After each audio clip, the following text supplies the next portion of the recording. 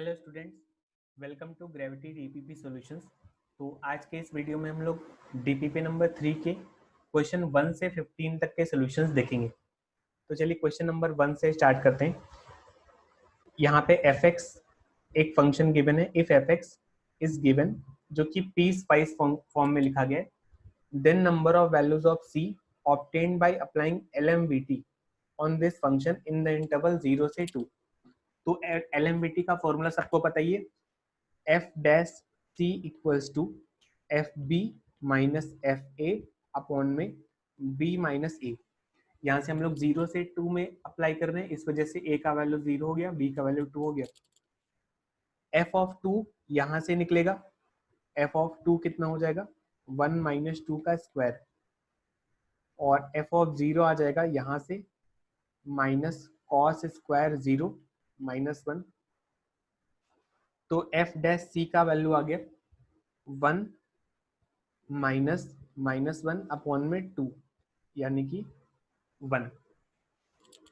तो अब हमें बताना है कि इस फंक्शन में एफ डैश सी का वैल्यू 1 कितनी बार हो सकता है। तो ध्यान से देखिए, फंक्शन का डेफिनेशन दो पार्ट में डिवाइडेड है। 0 से 1 के लिए ये डेफिनेशन है और 1 से 2 के लिए ये दूसरा डेफिनेशन है। तो अगर डेफिनेशन दो है तो यानी कि डेरिवेटिव भी इसके दो मिलेंगे, दो पार्ट में मिलेंगे। तो पहले मैं केस नंबर 1 कंसीडर कर रहा हूँ। इफ c बिलोंग्स टू 0 से 1 यानी कि फर्स्ट डेफिनेशन, तो यहाँ से F dash C equal to 1 करते हैं। तो इसको अगर डिफ्रेंशिएट करेंगे तो आ जाएगा minus 2 cos pi x by 2, x की जगह पे c पुट कर दिया। फिर कॉस का differentiation minus sine pi x by 2 into pi by 2 equals to 1।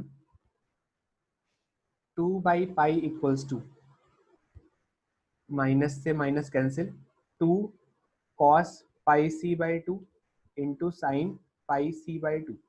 2 sine theta cos theta, यह गया साइन 2 थीटा। तो sine pi c equals to 2 by pi.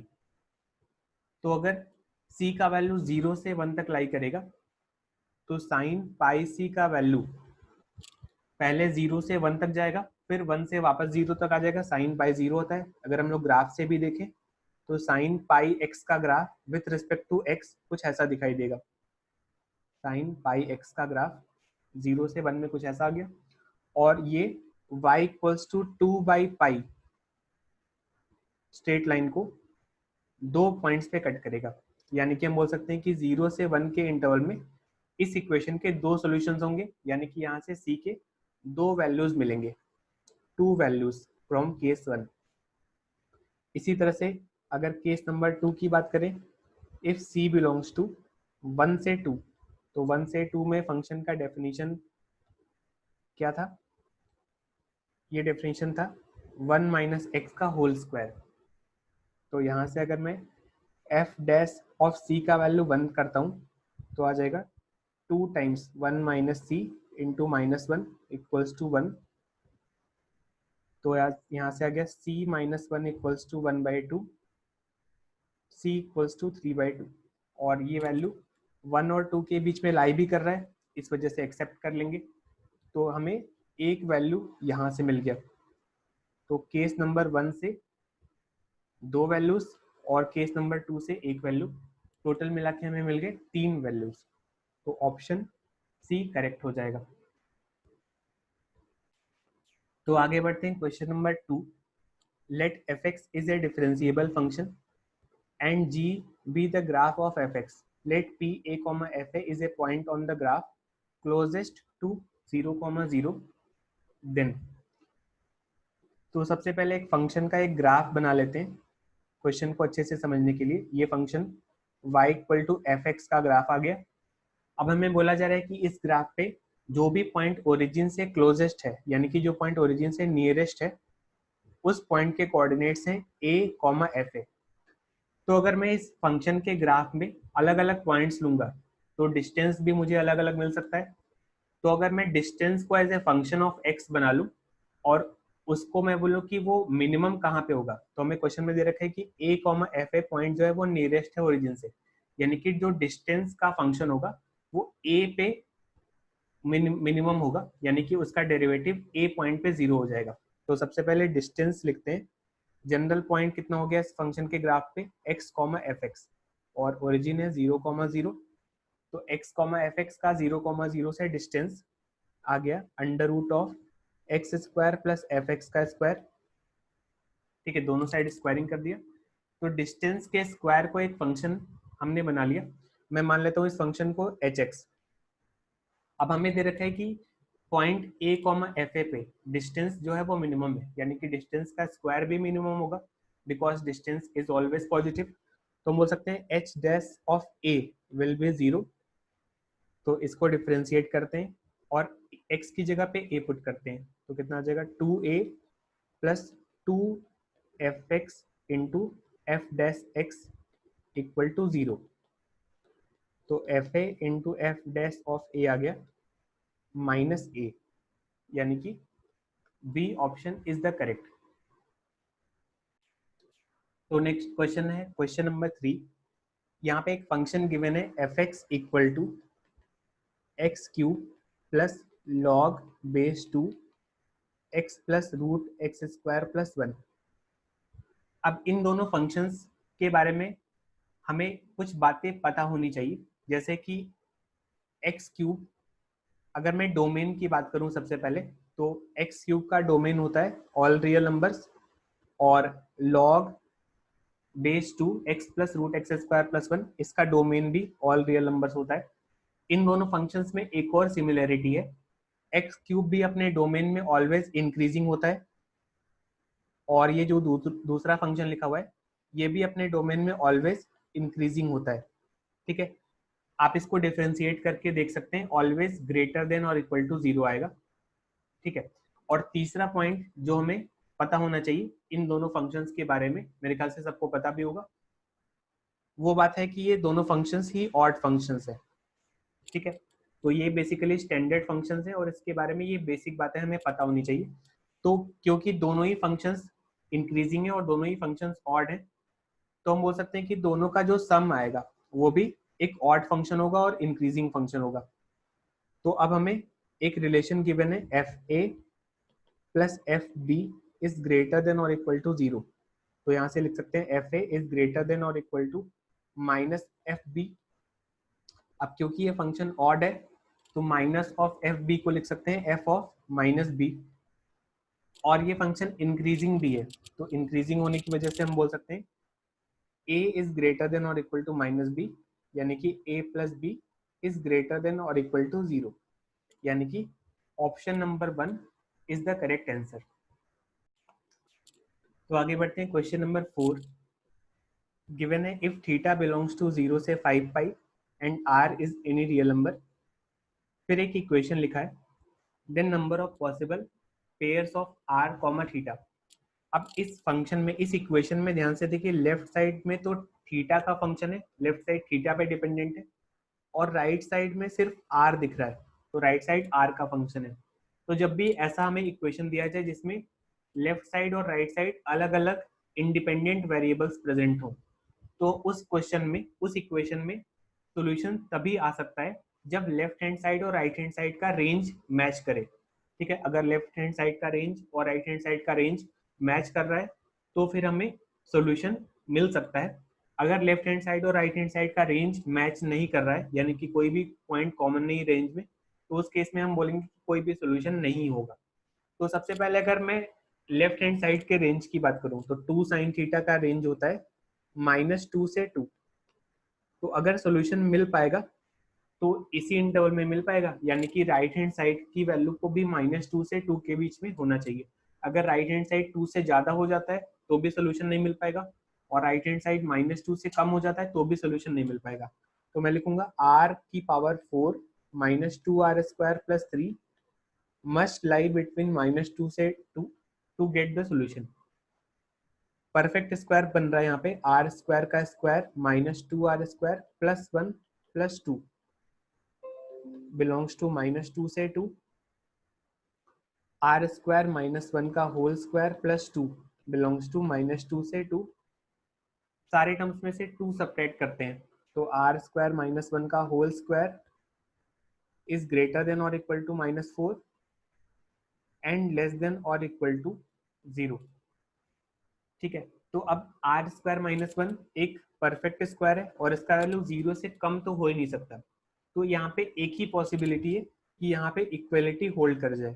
तो R square minus 1 equals to 0, यानी कि R equal to 1 plus minus 1। तो solution मिल तभी पाएगा जब आर का वैल्यू प्लस माइनस 1 होगा। अच्छा, आर का वैल्यू प्लस माइनस 1 होगा तो ध्यान से देखिए यहाँ पे राइट हैंड साइड हमारा कितना आ जाएगा, 1 माइनस 2 प्लस 3, यानी कि 2 आ जाएगा। तो left hand side 2 sine theta का वैल्यू भी उसी समय 2 होना चाहिए। तो यहाँ से आ गया साइन थीटा इक्वल टू 1 और थीटा का इंटरवल है 0 से 5 पाई। तो देखते हैं यहाँ से थीटा के कितने वैल्यूज मिल पाएंगे। साइन थीटा का ग्राफ बना लेते हैं 0 से 5 पाई में, 0 पाई, 2 पाई, 3 पाई, 4 पाई एंड 5 पाई।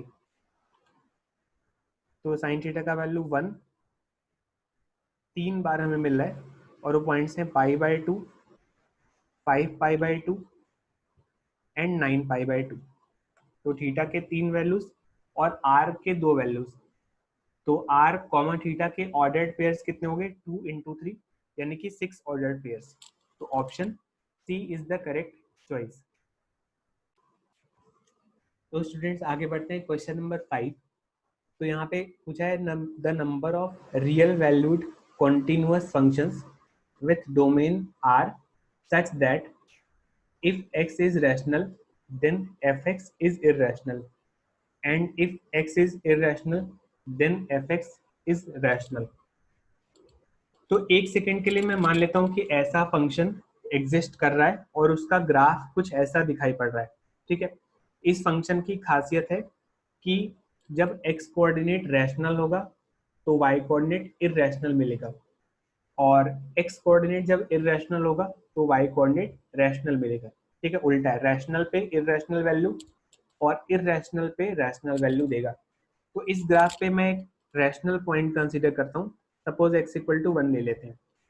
तो अगर मैं इस फंक्शन की लिमिट कैलकुलेट करता हूँ x इक्वल टू 1 पे, लिमिट एक्सटेंडिंग टू 1 fx। अब देखिए फिर से लिमिट की डेफिनेशन क्या होती है। तो लिमिट की डेफिनेशन होती है कि किसी भी पॉइंट पे लिमिट का वैल्यू वो होता है अगर हम उस वैल्यू की तरफ फंक्शन के ग्राफ में अप्रोच करें, प्रोसीड करें, तो फंक्शन का वैल्यू जिस वैल्यू की तरफ अप्रोच करेगा वो फंक्शन का लिमिट का वैल्यू हो जाता है। तो अगर x इक्वल टू 1 की तरफ मैं इस फंक्शन के ग्राफ में प्रोसीड करूं तो y कोऑर्डिनेट जिसकी तरफ अप्रोच करेगा that will be limiting value. तो अब ध्यान से देखिए x इक्वल टू 1 की तरफ अप्रोच करने के लिए मेरे पास दो रास्ते होंगे, या तो मैं रैशनल पाथ से x इक्वल टू 1 की तरफ अप्रोच कर सकता हूँ और या तो मैं इररेशनल पाथ से x इक्वल टू 1 की तरफ अप्रोच करता हूँ। तो अगर मैं रैशनल पाथ से 1 की तरफ प्रोसीड करूंगा तो रैशनल पाथ से 1 पे लिमिट का जो आंसर आएगा वो एक इररेशनल आएगा। इररेशनल क्यों आएगा, क्योंकि हर रैशनल x कोऑर्डिनेट पे y कोऑर्डिनेट इररेशनल है। और अगर मैं x इक्वल टू 1 की तरफ इररेशनल पाथ से प्रोसीड करूंगा तो फिर लिमिट का जो आंसर आएगा उस केस में रैशनल आएगा।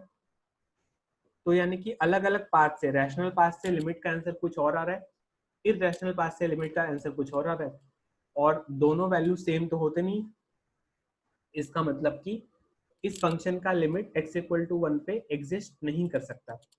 सिमिलरली इस फंक्शन का लिमिट किसी भी इरेशनल पॉइंट पे भी एग्जिस्ट नहीं कर सकता। तो अगर फंक्शन की लिमिट एग्जिस्ट नहीं कर पा रही तो फंक्शन कॉन्टिन्यूअस भी नहीं हो पाएगा। इसका मतलब कि हमारा जो एजम्पशन था कि ऐसा फंक्शन एग्जिस्ट करेगा वो रॉन्ग था। तो नंबर ऑफ सच फंक्शंस का आंसर हो जाएगा 0। No such function is possible. तो आगे बढ़ते हैं question number 6। If graph of y equal to log x base a and a की power x intersect at exactly 1 point. तो देखिए ये दोनों फंक्शन जो है वो एक दूसरे के इनवर्स फंक्शंस होते हैं और इनवर्स फंक्शंस के जो ग्राफ हैं वो y इक्वल टू x के अबाउट एक दूसरे के रिफ्लेक्शन होते हैं। तो अगर ये दोनों ग्राफ सिर्फ और सिर्फ एक पॉइंट पे इंटरसेक्ट कर रहे हैं और दोनों graph y equal to x के अबाउट रिफ्लेक्शन भी है, तो ये तभी पॉसिबल है जब दोनों graph y equal to x को टच कर रहे हो। तो ये सपोज कुछ ऐसा ग्राफ होगा y इक्वल टू ए की पावर x का, और log x बेस a का जो ग्राफ होगा वो इसका रिफ्लेक्शन होगा, और दोनों ग्राफ एक पॉइंट पे टच कर रहे होंगे। ठीक है, कुछ इस तरह से। तो सबसे पहले मान लेते हैं कि जिस पॉइंट पे दोनों ग्राफ इंटरसेक्ट कर रहे हैं उसका x कोऑर्डिनेट x1 के इक्वल है। ठीक है, तो ये पॉइंट ऑफ इंटरसेक्शन हो गया x1 कॉमा x1।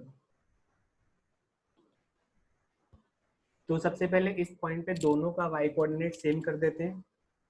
तो log x1 base a is equal to a to the power x1 and is also equal to x1, क्योंकि y इक्वल टू x का ग्राफ भी इसी पॉइंट पे मीट कर रहा है, तीनों ग्राफ इसी पॉइंट पे आके मीट कर रहे हैं, तो तीनों का y कोऑर्डिनेट सेम हो गया। इसको मान लेते हैं इक्वेशन नंबर 1।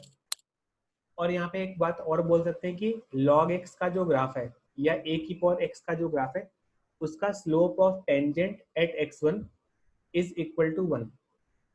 तो अगर मैं log x बेस a को डिफ्रेंशिएट करूं या a की पावर x को डिफ्रेंशिएट करूं, तो a की पावर x को डिफ्रेंशिएट करने से कितना आएगा, a to the power x log a, और x1 पॉइंट पे इसका डेरिवेटिव का वैल्यू 1 के बराबर होना चाहिए। तो यहाँ से a to the power x1 का वैल्यू आ गया 1 by log a। Equation number 1 और 2 को हमें सॉल्व करना है। तो इक्वेशन नंबर 1 से लिखते हैं। इक्वेशन नंबर 1 में देखिए log x1 अपॉन में log a। ठीक है, इस टर्म को लिख सकते हैं log x1 अपॉन में log a is equal to a की पावर x1। क्रॉस मल्टीप्लाई करेंगे तो log x1 आ जाएगा a to the power x1 log a, और a to the power x1 log a की वैल्यू इक्वेशन नंबर 2 से 1 के इक्वल है। तो यहाँ से x1 आ गया e। ठीक है, x1 का वैल्यू e रख देते हैं वापस से इक्वेशन नंबर 1 में, तो हमें मिल जाएगा a की power e is equal to e, therefore a is equal to e to the power 1 by e। तो a का value e to the power 1 by e आ गया, यानी कि D choice is the correct answer. तो students आगे बढ़ते हैं क्वेश्चन नंबर 7। यहाँ पे गिवन है tangents line are drawn at the point of inflection for the function fx equal to cos x on 0 से 2 पाई। तो पॉइंट ऑफ इन्फ्लेक्शन सबसे पहले वो पॉइंट होता है जिस पॉइंट पे डबल डेरिवेटिव का वैल्यू 0 होता है और डबल डेरिवेटिव अपना साइन चेंज करता है। तो अगर मैं cos x का ग्राफ ड्रॉ करके देखूं तो cos x का ग्राफ कुछ ऐसा बनेगा 0 से 2 पाई के बीच में। ठीक है, तो या तो इसको 2 बार डिफ्रेंशिएट करके 0 कर दें, या फिर उतना में करने की जरूरत नहीं, ग्राफ से ही दिख जा रहा है कि 0 से पाई बाई 2 तक ये ग्राफ कॉनकेव डाउनवर्ड्स है, और पाई बाई 2 से 3 पाई बाई 2 के बीच में कॉनकेव अपवर्ड्स है, और फिर से 3 पाई बाई 2 से 2 पाई तक कॉनकेव डाउनवर्ड्स है। तो जिस पॉइंट पे कॉनकेविटी चेंज होगा वो होता है पॉइंट ऑफ इन्फ्लेक्शन। तो पहला पॉइंट ऑफ इन्फ्लेक्शन है पाई बाई 2, दूसरा पॉइंट ऑफ इन्फ्लेक्शन है 3 पाई बाई 2। तो अगर इन पॉइंट ऑफ इंटरसेक्शन में मैं टेंजेंट ड्रॉ करूं तो पाई बाई 2 पे टेंजेंट कुछ इस तरह से आ जाएगा, और 3 पाई बाई 2 पे टेंजेंट कुछ इस तरह से आ जाएगा, और इन दोनों टेंजेंट से जो ट्रायंगल फॉर्म हो रहा है उसका हमें एरिया कैलकुलेट करना है। ठीक है, तो मेरे ख्याल से इसके बाद सभी लोग सॉल्व कर लेंगे। किसी गिवन पॉइंट पे टेंजेंट का इक्वेशन सबको लिखना आता ही है, तो टेंजेंट्स का इक्वेशन लिख लेंगे और वहां से हम लोग ट्रायंगल का एरिया कैलकुलेट कर सकते हैं। तो आगे बढ़ते हैं क्वेश्चन नंबर 8। दे रखा है the number of decreasing functions f R to R satisfying this relation. Relation है f of f x equals to x plus 1। ठीक है, हमें बताना है कि इस रिलेशन को सेटिस्फाई करने वाले कितने नंबर ऑफ डिक्रीजिंग फंक्शंस होंगे। तो ये जो रिलेशन है वो x की सारी वैल्यूज के लिए ट्रू होना चाहिए। अब अगर x की सारी वैल्यूज के लिए ट्रू होना चाहिए तो x की जगह पे हम लोग कोई भी वैल्यू पुट कर सकते हैं। तो यहाँ पे मैं x की जगह पे fx पुट करने जा रहा हूँ। ठीक है, x की जगह पे fx पुट करते हैं, देखते हैं क्या आ रहा है। तो f of fx equals to fx plus 1। अब ध्यान से देखिएगा, f ऑफ fx की जगह पे ओरिजिनल इक्वेशन से हम लोग x प्लस 1 लिख सकते हैं। तो आगे f के अंदर x plus 1 equals to fx plus 1। तो f of x plus 1 minus f of x equal to 1 आ गया।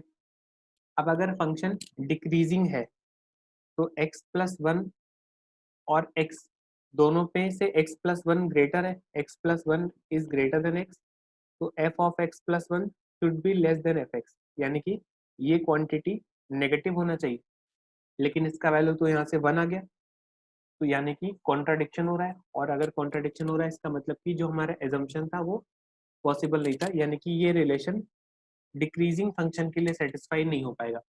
तो number of such decreasing functions का आंसर हो गया ए चॉइस। ठीक है, आगे बढ़ते हैं क्वेश्चन नंबर 9 की तरफ। तो यहाँ पे एफ एक्स दे रखा है, let f x be a differentiable real valued function satisfying this inequality. Inequality है f double dash x minus 6 f dash x is greater than 6। ठीक है, ये एक स्टैंडर्ड फॉर्म है और जेई में इस पे कई बार क्वेश्चन आ चुका है। इस फॉर्म के लिए हमें पता होना चाहिए इंटीग्रेटिंग फैक्टर क्या होता है। तो इस फॉर्म के लिए इंटीग्रेटिंग फैक्टर ई की पावर माइनस 6x होगा। इस केस में ई की पावर माइनस 6x से दोनों साइड मल्टीप्लाई करते हैं, तो यहाँ से आ गया राइट साइड में ई की power minus 6x multiplied by 6। Left side को लिख सकते हैं differentiation of E to the power minus 6x into F dash x, और राइट साइड को लिख सकते हैं D by D x of कितना, माइनस ई की power minus 6x। D by D x common लिया तो आगे ई की पावर माइनस 6x, ये भी common, F dash x plus 1 is greater then 0, यानी कि इस पार्ट का डी एक्स ग्रेटर देन 0 है। तो अगर मैं इस पार्ट को सपोज कर लेता हूँ एच एक्स, तो एच एक्स का डिफरेंशिएशन पॉजिटिव है। इसका मतलब यहाँ से कंक्लूड कर सकते हैं कि एच एक्स फंक्शन कैसा होगा, इंक्रीजिंग फंक्शन होगा, क्योंकि डेरिवेटिव इसका पॉजिटिव है। तो एच एक्स फंक्शन अगर इंक्रीजिंग है तो हम बोलेंगे फॉर एक्स ग्रेटर देन और equal to 0 H x should be greater than और इक्वल टू एच 0। ठीक है, अच्छा इस फंक्शन में अगर मैं एच 0 निकालता हूँ, एच 0 कितना आएगा, ई की power 0 into F dash of 0 plus 1। Question में एफ डैश 0 माइनस 1 दे रखा है, तो इसका वैल्यू 0 आ गया। तो H x is greater than और इक्वल टू 0। ठीक है, तो x ग्रेटर देन 0 के लिए एच एक्स का वैल्यू ग्रेटर देन और इक्वल टू 0 आ रहा है, यानी कि e की power minus 6x multiplied by F dash x plus 1 is greater than और इक्वल टू 0। इसमें से ये वाला पार्ट तो ऑलवेज ही नॉन नेगेटिव होता है, तो हम बोल सकते हैं कि F dash x plus 1 should also be non negative. F dash x plus 1 किसका डिफरेंशिएशन है, ये एफ एक्स प्लस एक्स का डिफरेंशिएशन है। तो एफ एक्स प्लस एक्स का डिफरेंशिएशन ग्रेटर देन और इक्वल टू 0 है, यानी कि एफ एक्स प्लस एक्स को अगर जी एक्स मान ले तो D by D x of G x is greater than और इक्वल टू 0, यानी कि जी एक्स जो है वो इंक्रीजिंग फंक्शन हो जाएगा। क्वेश्चन में यही जी एक्स लिया गया था, इसका मतलब कि जी एक्स का आंसर हो गया increasing for x greater than और इक्वल टू 0, यानी कि a choice is the correct. आगे बढ़ते हैं क्वेश्चन नंबर 10 की तरफ। तो क्वेश्चन नंबर 10 मेरे क्वेश्चन सबने पढ़ लिया है। इस क्वेश्चन में दे रखा है कि एक रिवर है जिसका वेट है 1 किलोमीटर। पी पॉइंट पे एक पर्सन खड़ा है और उस पर्सन को पॉइंट आर तक जाना है। ठीक है, point P, point Q, point R. Point Q से पॉइंट आर का डिस्टेंस भी 1 किलोमीटर है। ठीक है, पर्सन कुछ डिस्टेंस रिवर में स्विम करके डिस्टेंस ट्रेवल करेगा और बाकी डिस्टेंस जो है वो ग्राउंड पे ट्रेवल करेगा। स्विमिंग करते समय उसका जो स्पीड है वो 3 है, और वॉकिंग करते समय जो स्पीड है वो, और सॉरी, स्विमिंग करते समय स्पीड 2 है और वॉक करते समय स्पीड 3 है। तो मिनिमम टाइम कितना लगेगा ये बताना है। तो मान लेते हैं कि स्विम करते हुए वो पॉइंट पी से पॉइंट एस तक जाएगा, जहाँ पे एस का क्यू से डिस्टेंस एक्स मान लेते हैं। तो ये डिस्टेंस 1 है और ये डिस्टेंस x है, तो पाइथागोरस से पी एस डिस्टेंस कितना हो जाएगा, अंडर रूट में 1 प्लस एक्स स्क्वायर, और फिर s से r का डिस्टेंस हो जाएगा 1 माइनस एक्स। तो अब मैं p से r तक जाते समय टोटल टाइम लिखता हूँ। टोटल टाइम हो जाएगा p से s तक जाने में डिस्टेंस कितना है, 1 रूट 1 प्लस एक्स स्क्वायर, और स्विम करते समय स्पीड कितना है 2, प्लस वॉक करने वाला जो डिस्टेंस है वो है 1 माइनस एक्स, और वॉक करते समय स्पीड है 3। तो ये हो गया total time.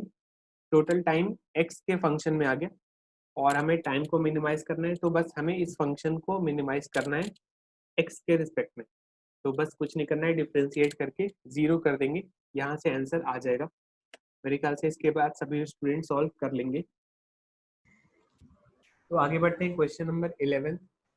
There are 50 machines in a factory, और हर मशीन डेली 1000 वोल्ट्स प्रोड्यूस करता है।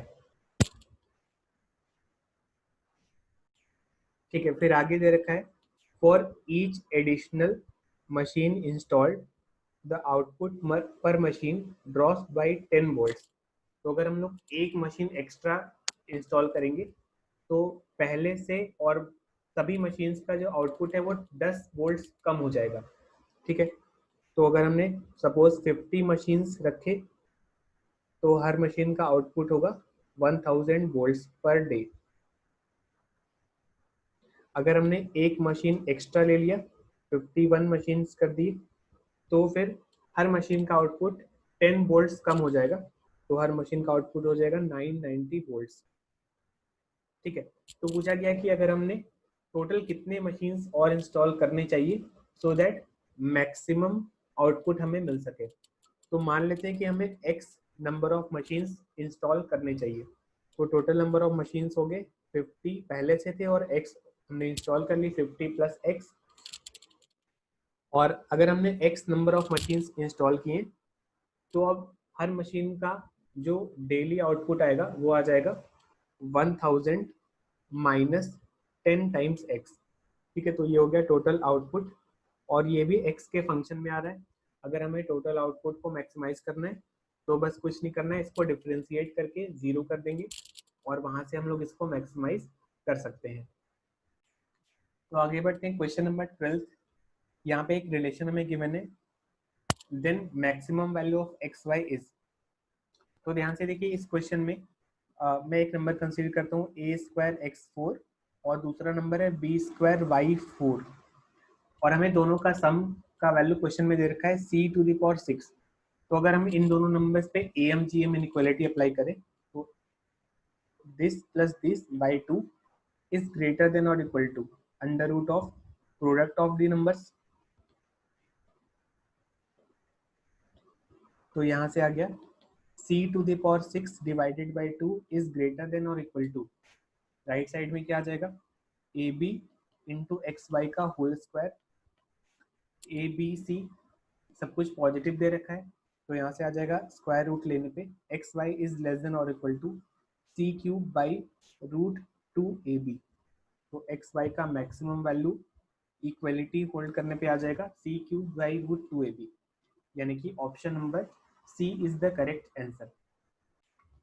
Next question number 13, the point on the curve which is nearest to origin. तो एक कर्व हमें दे रखा है जिसका इक्वेशन है y square equal to 1 by x, और हमें बताना है कि इस कर्व पे ओरिजिन से नियरेस्ट पॉइंट कौन सा है। ठीक है, तो ओरिजिन के कोऑर्डिनेट्स है 0,0।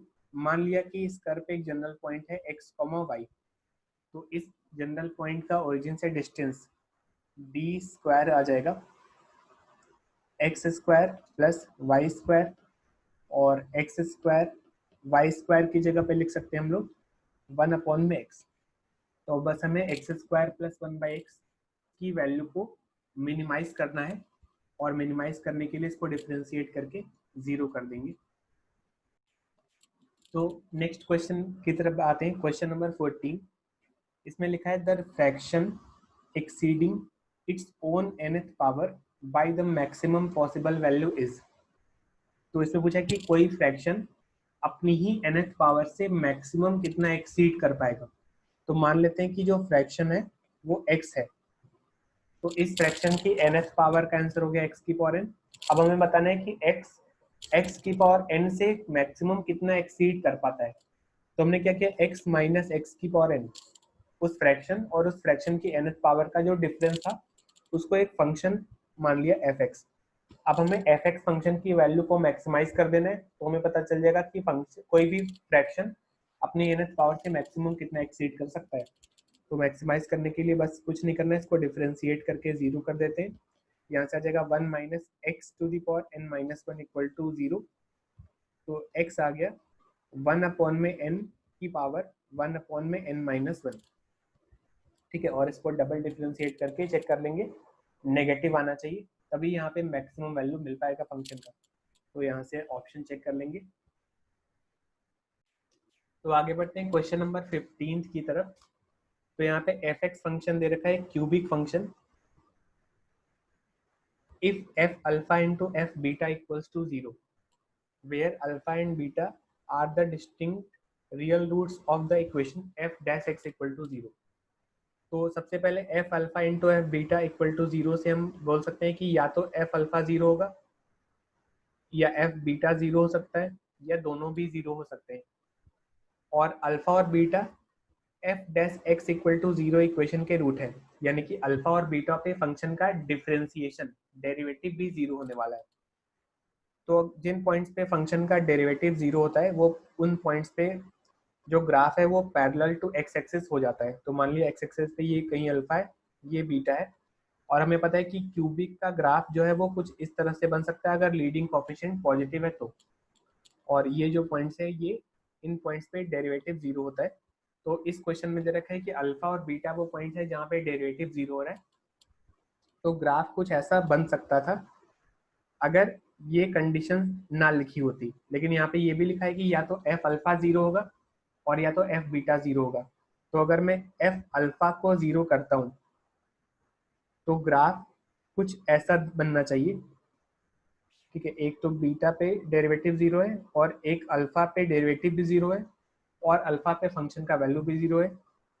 और या फिर जो दूसरा पॉसिबल ग्राफ है वो बन सकता है कि बीटा पे फंक्शन का डेरिवेटिव और वैल्यू दोनों 0 हो जाए और अल्फा पे सिर्फ डेरिवेटिव 0 हो। तो ये दो पॉसिबल ग्राफ बन सकते हैं, इसके अलावा कोई थर्ड ग्राफ एग्जिस्ट नहीं कर सकता। तो इन दोनों ही ग्राफ में हम देख सकते हैं कि जो क्यूबिक है उसके तीनों रूट्स रियल होंगे, बट उसमें से दो रूट्स इक्वल हो जाएंगे, या तो इक्वल रूट्स अल्फा पे होगा या तो इक्वल रूट्स बीटा पे होगा। तो कौन सा ऑप्शन सही हो जाएगा, F x equal to 0 has 3 real roots but 2 of them are equal.